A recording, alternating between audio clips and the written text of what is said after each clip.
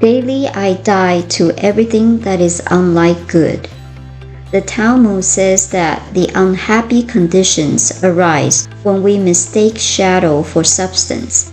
Even the valley of the shadow of death causes no fear when we arrive at the consciousness of the psalmist, who, from the exaltation of his divine deliverance, proclaimed, "Thy rod and thy staff, they comfort me."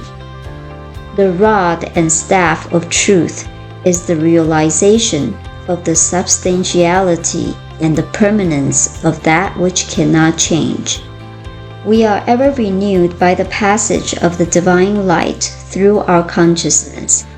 The revitalizing, regenerative power of spirit flows from the consciousness of wholeness into our physical organism and into every objective act when we give the realization of the divine presence free passage through our thought.